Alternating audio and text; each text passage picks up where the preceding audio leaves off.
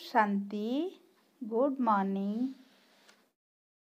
प्रातः मुरली 30-10-20 मधुबन। मीठे बाबा ने कहा, मीठे बच्चे, तुम्हें एक बाप से एक मत मिलती है जिसे अद्वैत मत कहते हैं। इसी अद्वैत मत से तुम्हें देवता बनना है। आज का प्रश्न, मनुष्य इस भूल भुलैया के खेल में सबसे मुख्य बात कौन सी भूल गए हैं? उत्तर, हमारा घर कहाँ है उसका रास्ता ही इस खेल में आकर भूल गए हैं। पता ही नहीं है कि घर कब जाना है और कैसे जाना है। अभी बाप आए हैं तुम सबको साथ ले जाने। तुम्हारा अभी पुरुषार्थ है वाणी से परे स्वीट होम में जाने का। आज का गीत है, रात के राही थक मत जाना, सुबह की मंजिल दूर नहीं। ओम शांति। गीत का अर्थ और कोई समझ न सके ड्रामा प्लान अनुसार। कोई ऐसे गीत बने हुए हैं मनुष्यों के जो तुम्हें मदद करते हैं। बच्चे समझते हैं अभी हम सो देवी देवता बन रहे हैं। जैसे वो पढ़ाई पढ़ाने वाले कहेंगे हम सो डॉक्टर वरिष्ठर बन रहे हैं। तुम्हारी बुद्धि में है हम सो देवता बन रहे हैं नई दुनिया के लिए। यह सिर्फ तुम्हें ही ख्याल आता है। अमर लोक नई दुनिया सतयुग को ही कहा जाता है। अभी तो ना सतयुग है ना देवताओं का राज्य है। यहाँ तो हो नहीं सकता। तुम जानते हो ये चक्र घूमकर अभी हम कलयुग के भी अंत में आकर पहुँचे हैं और कोई की भी बुद्धि में चक्र नहीं आएगा। वो तो सतयुग को लाखों बरस दे देते हैं। तुम बच्चों को यह निश्चय है बरोबर यह 5000 बरस बाद चक्र फिरता रहता है। मनुष्य 84 जन्म ही लेते हैं। हिसाब है ना। इस देवी देवता धर्म को अद्वैत धर्म भी कहा जाता है। अद्वैत शास्त्र भी माना जाता है। वह भी एक ही है। बाकी तो अनेक धर्म है, अनेक शास्त्र है। तुम हो एक द्वारा तुम्हें एक मत मिलती है। उसको कहा जाता है अद्वैत मत। यह अद्वैत मत तुमको मिलती है देवी देवता बनने के लिए। यह पढ़ाई है ना। इसीलिए बाप को ज्ञान का सागर नॉलेजफुल कहा जाता है। बच्चे समझते हैं हमको भगवान पढ़ाते हैं नई दुनिया के लिए। यह भूलना नहीं चाहिए। स्कूल में स्टूडेंट कभी टीचर को भूलते हैं क्या? नहीं। गृहस्थ व्यवहार में रहने वाले भी जास्ती पोजीशन पाने के लिए पढ़ाई पढ़ते हैं। तुम भी गृहस्थ व्यवहार में रहते हुए पढ़ते हो अपनी उन्नति करने के लिए। दिल में यह आना चाहिए हम बेहद के बाप से पढ़ रहे हैं। शिव बाबा भी बाबा है, प्रजापिता ब्रह्मा भी बाबा है। प्रजापिता ब्रह्मा आदि देव नाम वाला है। सिर्फ पास्ट हो गए हैं। सिर्फ गांधी भी पास्ट हो गए हैं। उनको बापूजी कहते हैं परंतु समझते नहीं, ऐसे ही कह देते हैं। यह शिव बाबा सच सच है, ब्रह्मा बाबा भी सच सच है, लौकिक बाप भी सच सच होता है। बाकी मेयर आदि को तो ऐसे ही बापू कह देते हैं। वो सब है आर्टिफिशियल, यह है रियल। परमात्मा बाप आकर आत्माओं को प्रजापिता ब्रह्मा द्वारा अपना बनाते हैं। उनके तो जरूर ढेर बच्चे होंगे। शिव बाबा की तो सब संतान है, उनको सब याद करते हैं। फिर भी कोई उनको भी नहीं मानते, पक्के नास्तिक होते हैं जो कहते हैं ये संकल्प की दुनिया बनी हुई है। अभी तुमको बाप समझाते हैं यह बुद्धि में याद रखो हम पढ़ाई पढ़ रहे हैं, पढ़ाने वाला है शिव बाबा। ये रात दिन याद रहना चाहिए। यही माया घड़ी घड़ी भुला देती है, इसीलिए याद करना होता है। बाप टीचर गुरु तीनों को भूल जाते हैं। है भी एक ही फिर भी भूल जाते हैं। रावण के साथ लड़ाई इसमें है। बाबा कहते हैं हे आत्माएं, तुम सतो प्रधान थी अभी तमो प्रधान बनी हो। जब शांति धाम में थी तो पवित्र थी। प्योरिटी के बगैर कोई भी आत्मा ऊपर में रह नहीं सकती। इसलिए सब आत्माएं पतित पावन बाप को बुलाती रहती है। जब सभी पतित तमो प्रधान बन जाते हैं तब बाप आकर कहते हैं, मैं तुमको सतो प्रधान बनाता हूँ।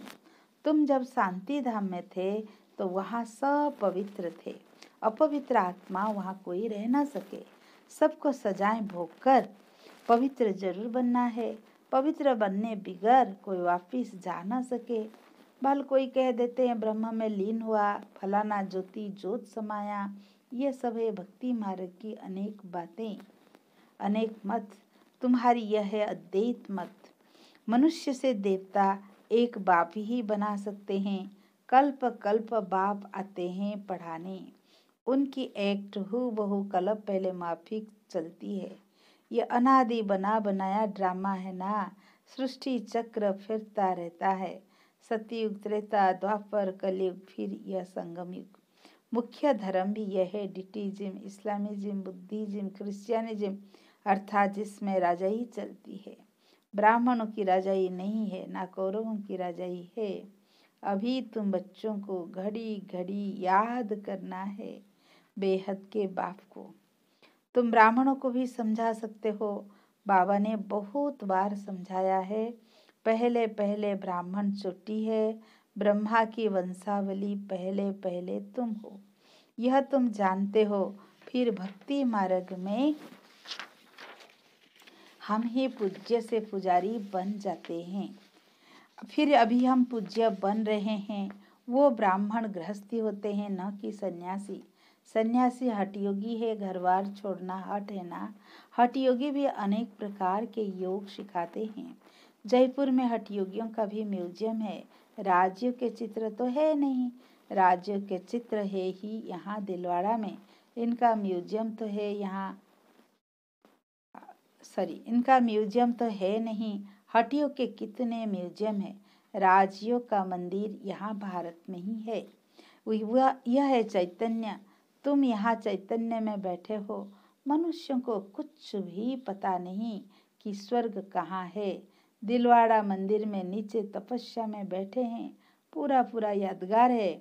जरूर स्वर्ग ऊपर दिखाना पड़े, मनुष्य फिर समझ लेते हैं कि स्वर्ग ऊपर में है। यह तो चक्र फिरता रहता है। आधा कल्प के बाद स्वर्ग फिर नीचे चला जाएगा, फिर आधा कल्प स्वर्ग ऊपर आएगा। तो बाबा ने सारा चक्र समझाया है। तुम ज्ञान लेकर ऊपर जाते हो, चक्र पूरा होता है, फिर नए सिर चक्र शुरू होगा। यह बुद्धि में चलना चाहिए। जैसे वो नॉलेज पढ़ते हैं तो बुद्धि में किताब आदि सब याद रहते हैं ना। यह भी पढ़ाई है, यह भरपूर रहना चाहिए, भूलना नहीं चाहिए। यह पढ़ाई बूढ़े जवान बच्चे आदि सबको हक है पढ़ने का। सिर्फ एक अल्फ को जानना है। अल्फ को जो जान लिया तो प्रॉपर्टी, बाप की प्रॉपर्टी भी बुद्धि में आ जाएगी। जानवर को बच्चे आदि सब बुद्धि में रहते हैं। जंगल में जाएंगे तो भी घर और बछड़े याद आते रहेंगे, आपे ही ढूंढ कर आ जाते हैं। अब बाबा कहते बच्चे माँ में कम याद करो और अपने घर को याद करो। बाबा मिसाल दिया जानवर का, क्योंकि जानवर तो भूलता नहीं, लेकिन हम इंसान बच्चे भूल गए।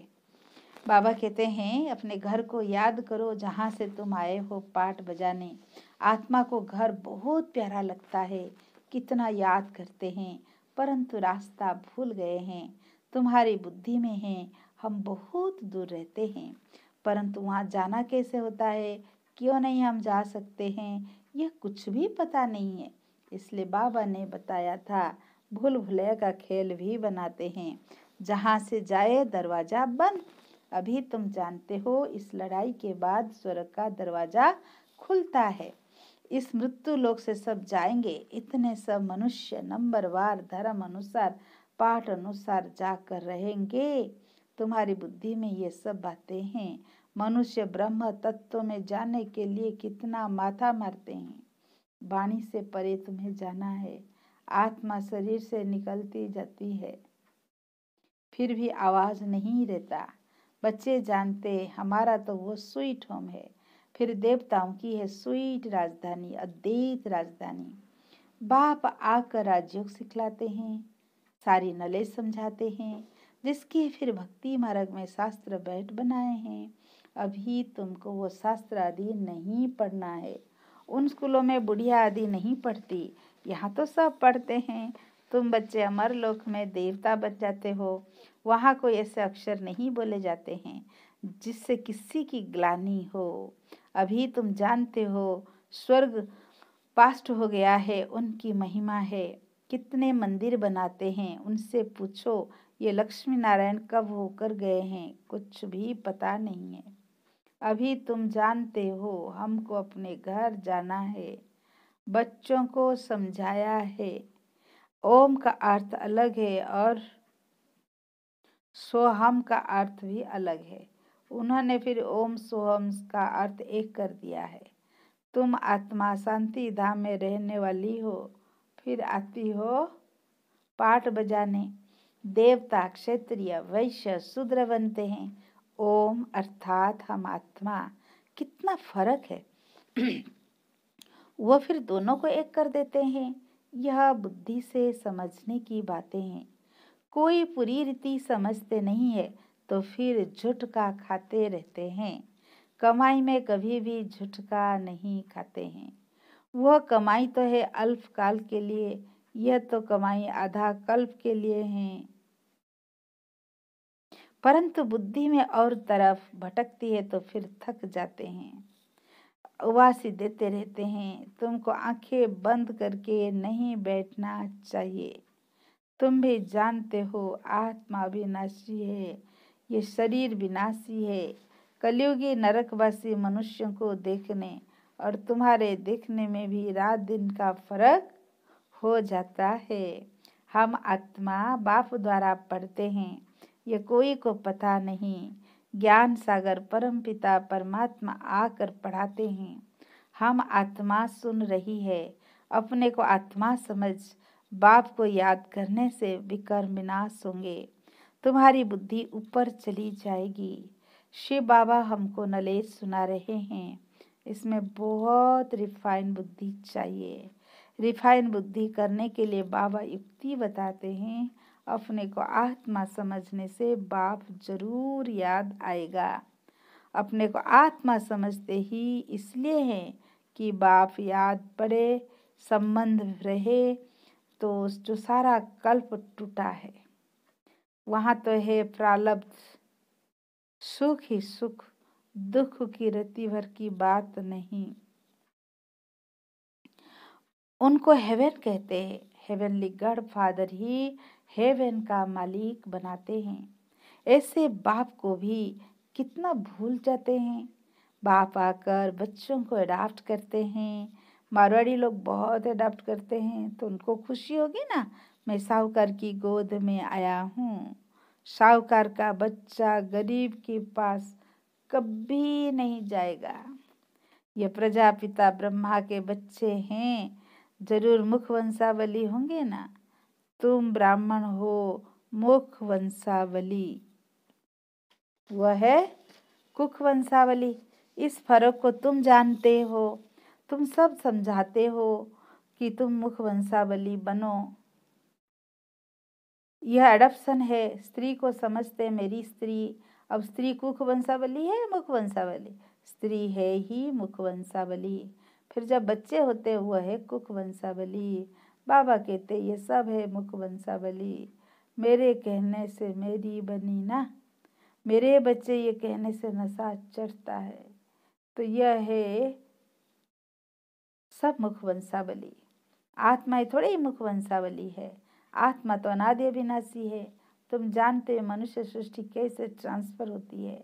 पॉइंट्स तो बहुत बच्चों को मिलती है।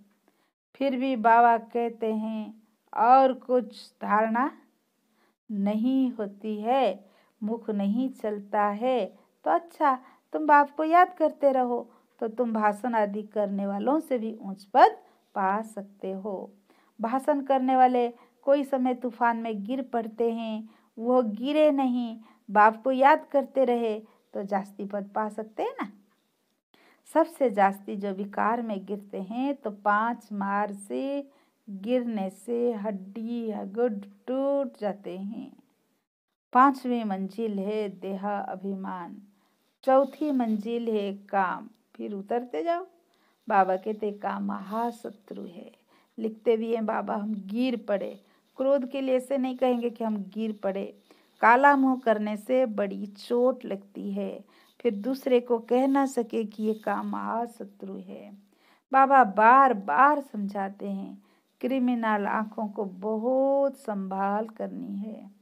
सतयुग में नंगन होने की बात ही नहीं। क्रिमिनल आई होती नहीं, सिविल आई हो जाती है।